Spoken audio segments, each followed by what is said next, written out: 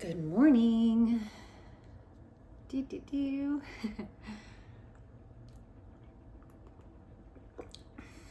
Oh my gosh. Coffee seriously just makes me so happy. It's a problem. So today's video is going to be a little different because I'm going to let today free flow. I have been doing a lot of unpacking about my identity and just some big things that God has been uprooting and revealing over the past year, 2 years. And today's my birthday. And so what a better way to start something fresh than your birthday? I feel like God has given me specific things to do this year, goals that I'm excited about. And it's honestly been a while since I've had real goals. And one of them is obviously YouTube. But as I've been creating these videos and as I've been creating this content, I've just noticed myself like every other time I've wanted to start, I really feel myself pull back or get stuck in overthinking, get stuck in decision paralysis, what video should I make? What should it be about?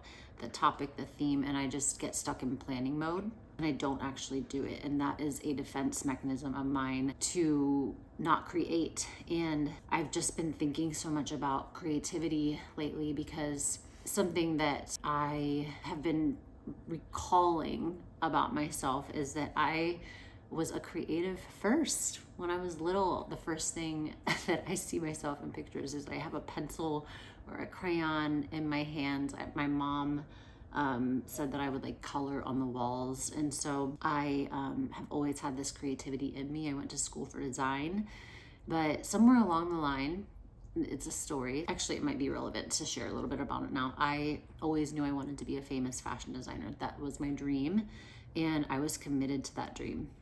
So my whole life, I took design school. I got into a program before college and made clothes and did really well. And I only applied to Fashion Institute of Technology, which is a very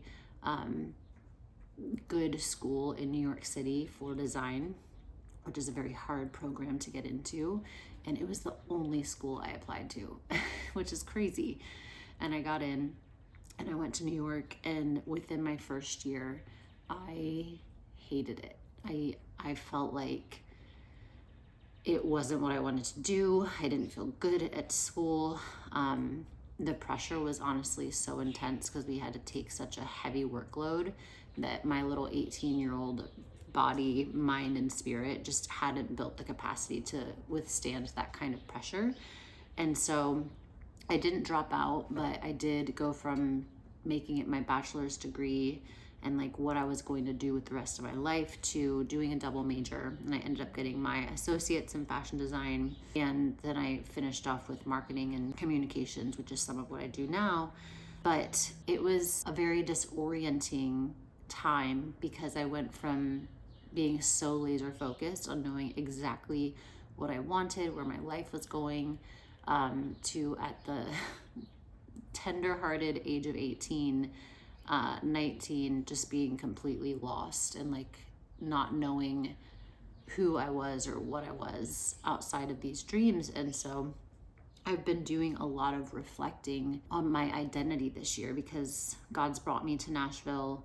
He's brought me into this job that I work at now at a garage after 10 plus years of self-employment, or actually no, 7 plus years of self-employment, 11 plus years as a personal trainer and a coach, and I'm not doing those things anymore. And so again, it left me kind of untethered, asking a lot of questions about my identity. And I have realized that in this search for understanding identity, which we all undergo, God was revealing to me the things that I've placed my identity in outside of Him, and that was never the goal. And I think a lot of us do that, right? We put our identity in being parents to children. We put our identity in our job. We put our identity in how we look and how we dress and the things that we have, the money that we have. We put our identity in these physical things.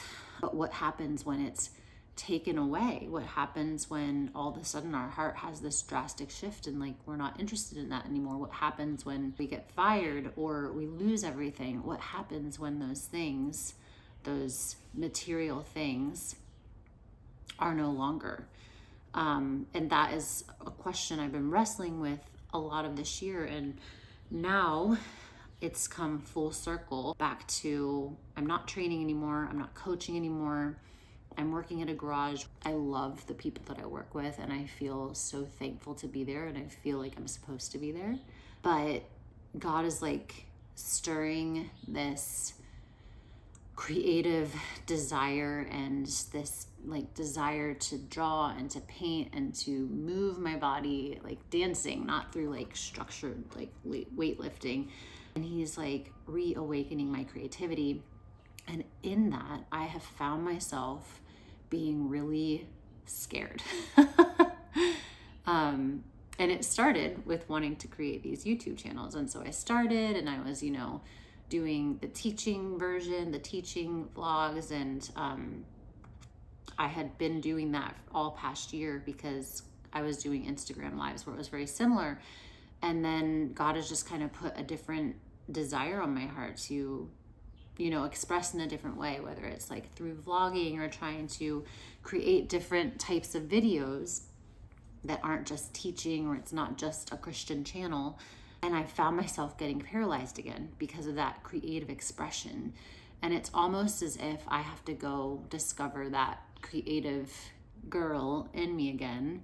But the like management side, if you're familiar with IFS therapy, parts therapy, I have a very strong manager, and she is the protective part of me that's like, that sounds dangerous. We've done that path before. It didn't work out. We're shutting down that creative side, and we're going to do the rational, reasonable path. And so I have to get through that manager and access this like creative girl in me. And so that's kind of where I think some of these videos are going to go. It's going to be a little messy, and this will be like a structured mess. I am going to try to be more mindful about how I plan this, because no one wants to listen to someone ramble for ages. But I want to take you in on my process of rediscovering my creativity. I think the internet is so cool that we can create these little worlds that create community and make people feel less alone. I think like that is what matters the most to me, is if you're someone who is creative or feels like you want to express, or you have these ideas but you don't know what to do with them, like I hope that watching these videos you feel some kind of like, yes, I feel that, she's talking to me, because it's videos like that that have made me also have the courage to get on camera and just start sharing my heart and sharing my ideas and expressing. And what I've learned in my years is that that's the whole point of life. Like we are made with a body, a soul, and a spirit and a heart, and God puts desires in our heart, but he also creates our personality. It says in Psalm 139 that he knew who we were before he knit us together in our mother's womb and created our inner parts. And I just think that that's so interesting. Like he knew our story before we were even here. So if we came out of the womb with crayons in our hands and creative outfits and just a desire to like do fashion shows for my family, there's a reason for that. So a lot of times it's those things that are so innate to us that maybe people come to us for advice for or ask for help with, that we're just like, oh yeah, whatever, it's simple, like you can't figure that out on your own. It's usually those things that are the gifts that God has put in our hearts, the personality traits that he gives us. They're there for a reason. What is the thing that you really want to do, but there's something that's keeping you from doing it?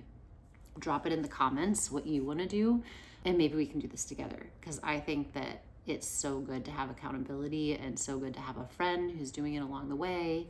And so yeah, I hope that you join me, and I'm going to be showing little parts of my creative process and thoughts that pop up and things I'm thinking about along the way. So thank you for being here. You just made my birthday even happier. And now this coffee is going to wrap it on up. Have a great day.